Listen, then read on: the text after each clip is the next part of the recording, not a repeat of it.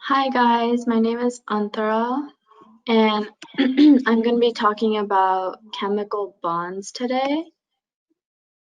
Oops. Yeah, so I'm going to be talking about chemical bonds today. So basically, let's just start out with just defining what is a chemical bond.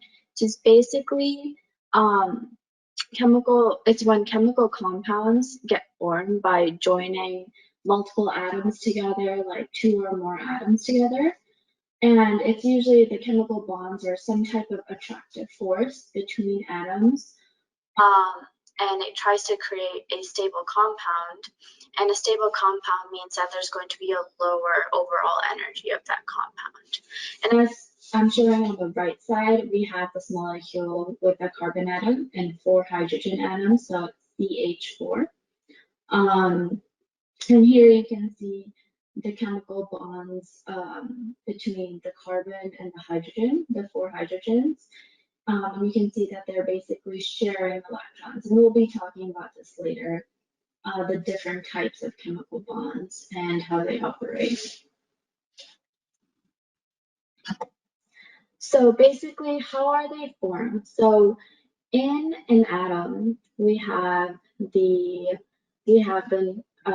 protons and neutrons in the nucleus, and then we have the electrons that are going around the nucleus, and there are in different levels of shells. So the outermost shell of the atom has what are called valence electrons. And you can determine the number of valence electrons using the periodic table and that kind of stuff.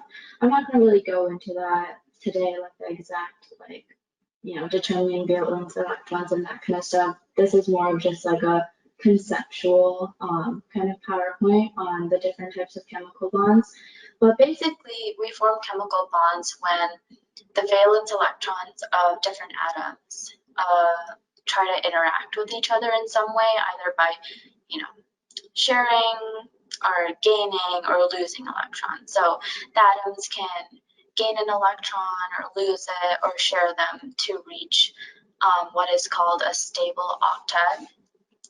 So elements, they tend to react so that there's 8 electrons in their outermost shell, so that they have 8 valence electrons, and this allows them to have a stable octet formation.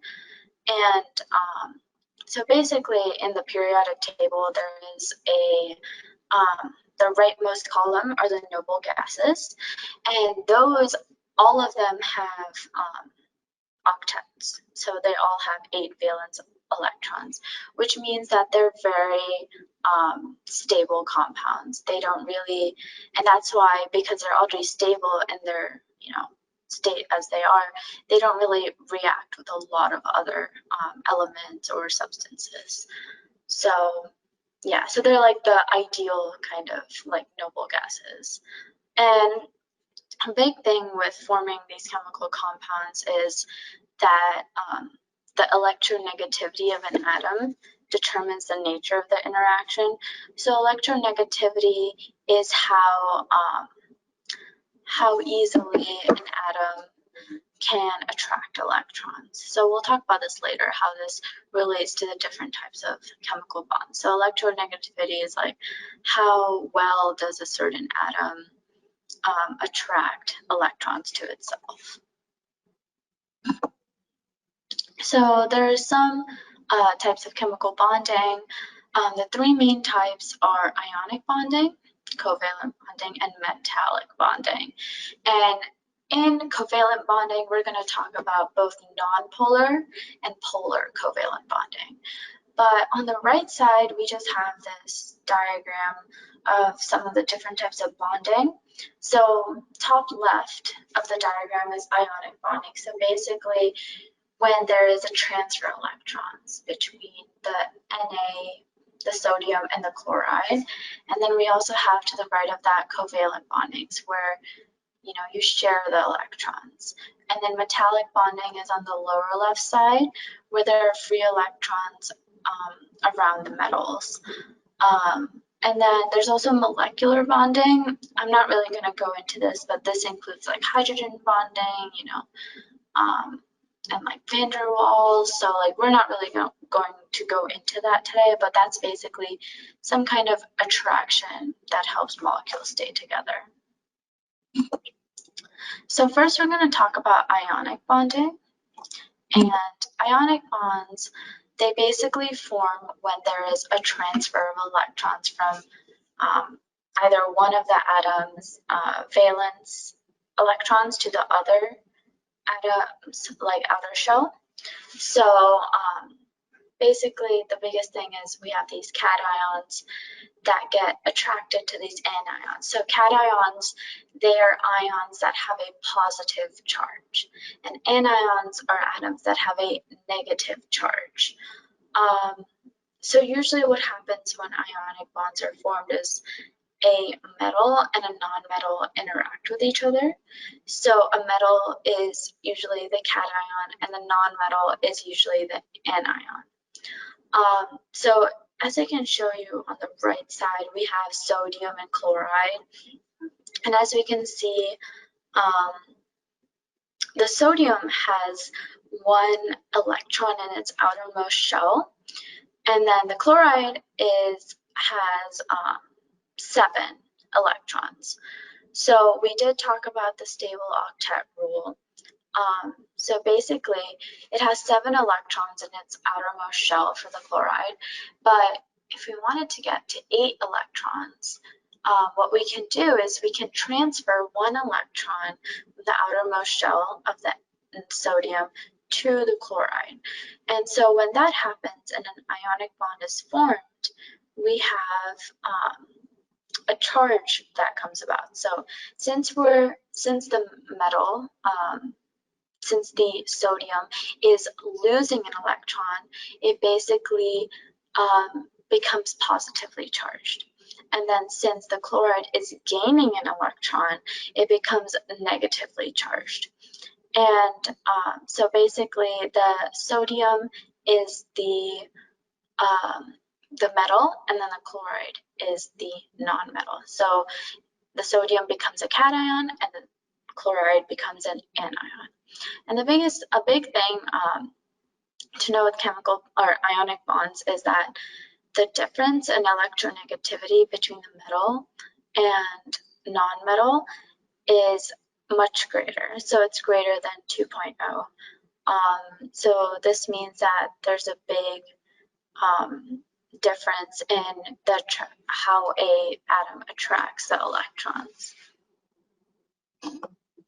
So just to give an example, we have so basically what we talked about, the Na and Cl, those are the binary ionic compounds. So we want the total net charge of the compound to become 0. So we have the Na plus and then Cl minus. So those are 1 plus charge and 1 minus charge. So when you put them together, it becomes 0 for the total net charge. And a lot of times, I'm not really going to do a lot of examples with determining how many, the charges of different ions based on the periodic table and that kind of stuff, since this is going to be more conceptual. But basically the way you would do it is you have to determine how many of each of the ions is needed so that we can balance out the compound and balance out the charges so it's a net 0 charge. And then here is a lot of times for ionic compounds, it becomes like this lattice crystal structure. So here is an example of that NaCl again. And basically we have, some of the Cl minus compounds and then the Na plus compounds, and they're like packed together in a crystal structure, lattice structure kind of way. And here you can see the Na plus is slightly smaller, and that's because you probably learned in some other lesson where since it's more positively charged, it's smaller, and then an anion is usually bigger. So this is what the lattice structure looks like. So some of the properties of ionic compounds, we have these high melting points because ionic compounds are considered to be the strongest, or the ionic bonds are considered to be the strongest bonds. So basically, it would have very high melting points or high boiling points because it takes much more energy to be able to break these compounds since the ionic bonds are just so strong.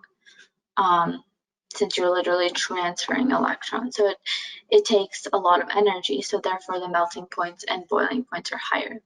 And usually the ionic compounds are brittle and they're usually salts. And salts are basically when there's like a positive and negatively charged ions put together. And so like a metal and a non-metal, like NaCl.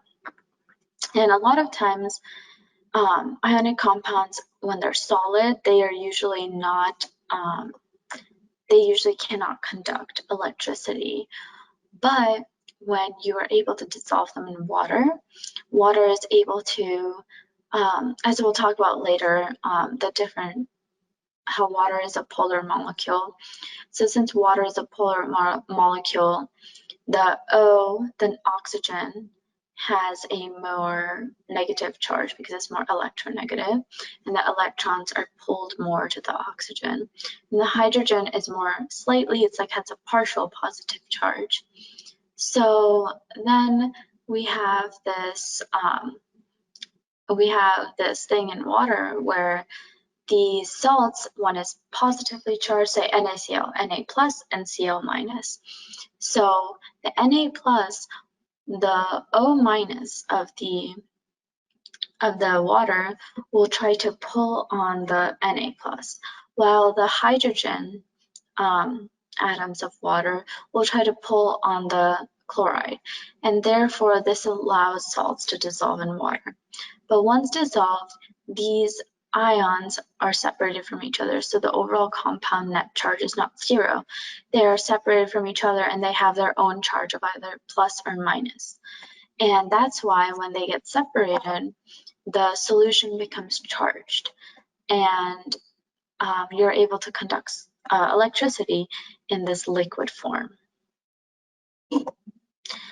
So the next thing we're going to talk about is covalent bonding. So covalent bonds, they're basically formed when you are sharing electrons with each other. So if we see on the right side, we have two atoms, and we see that two electrons are shared between these atoms. So this is how covalent bonds are formed. They are also quite strong, but not as strong as ionic bonds, and they are formed between nonmetals, not a metal and a nonmetal, but just nonmetals. So they're usually formed in, polyatomic ions or diatomics, which we will talk about in a couple of slides. And since we share the electrons between atoms, since electrons are not transferred, the electronegativity difference is usually less than 2.0. So that means that because we share electrons, the atoms have a more similar electronegativity value. And that's why they're able to share them. But in ionic compounds, they have very different electronegativity values. So one is either transferred to the other. And some examples of covalent bonds include oxygen, like diatomic oxygen, carbon monoxide, CO2, and then we also have water, of course. And we are going to talk about the two, so we have we said we're going to talk about the non-polar covalent bonds and then the polar covalent bonds. So here, let's talk about first the non-polar covalent bonds. So this is when the electrons are shared equally between the atoms. So like I said, if they have very, very similar, almost equal electronegativity values, they attract electrons at the same amount. So the electrons will be shared equally between the atoms. And some examples include like diatomic hydrogen, diatomic chloride. And we can see in this picture we have, Cl2, O2, and N2, and they have different bonds, like they either have a single bond, double bond, or triple bond, but we see that the electrons are shared equally because they're diatomic, so they have the same, it's the same two atoms, so they're basically exactly the same, and they have the same electronegativity value, so there's not going to be any polarity. Neither atom is going to pull more electrons to itself than the other atom will. So that's why usually diatomic, since they're the exact same atoms, they have the same electronegativity value, so they will pull on the electrons by the same amount. But there are also polar covalent bonds. So this is when electrons are shared, but they are shared unequally. So water is a very good example for polar covalent bond. So we have oxygen and two hydrogens that make up water. Now, oxygen is more electronegative than hydrogen is, meaning that oxygen, since it's more electronegative, it is able to pull more on the electrons. So since it's able to pull more on the electrons than the hydrogen atoms, the oxygen atom can basically gain a partial negative charge.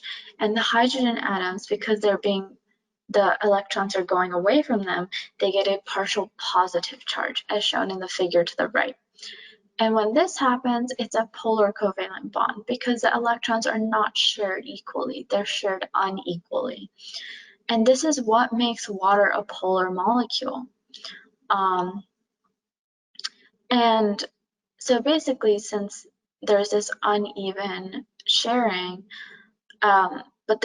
because of the water being a polar molecule, it has many wonderful properties like dissolving different salts and other things as well, like hydrogen bonding. So it's very important to also know about these polar covalent bonds. And some properties of molecular substances, which are basically substances that are made via covalent bonds, they usually have lower melting points and boiling point temperatures because ionic bonds are much stronger than covalent bonds because you're actually transferring an electron. But when you're shared, so it takes less energy than to break covalent bonds than to break ionic bonds. And usually they're relatively soft solids compared to ionic compounds. Ionic compounds can be very brittle and hard, but they are not good conductors of electricity in any phase, whether it's liquid, solid, or gas. At least with ionic compounds, they may not be able to conduct electricity in the solid phase, but once dissolved in water, they can conduct electricity due to its ions. So the very last type of bonding we're going to talk about is metallic bonding. So metallic bonds, they're basically found in metals, and they hold these metal atoms very strongly together. So basically, it's when these outer energy levels, where the valence electrons are, it's how they overlap with each other. And the valence electrons are able to move very freely throughout the substance. So what usually happens is these metal atoms are in place, like on the right, and these valence electrons, which are in green, they're able to just move from very freely. They call it like a sea of electrons. And due to the sea of electrons and the mobility of the electrons, it gives the properties the metallic properties for these compounds. And some examples are like iron, aluminum, cobalt, gold, and sodium. So some of the properties of metal compounds, these include like the high melting point temperatures. So we have, because they're just so, they have very strong attractions to each other, so it takes a lot of energy to be able to melt them. But they're also really ductile and malleable, and this is because of the sea of electrons, the mobility of the electrons. It gives them the ability to be very flexible. And then they're also very good conductors of heat and electricity. And that is also due to the mobility of the electrons. So on the right side, I just have this little diagram of the different properties of metals. So, and most of these properties come from the fact that these electrons can move very easily in these metal compounds.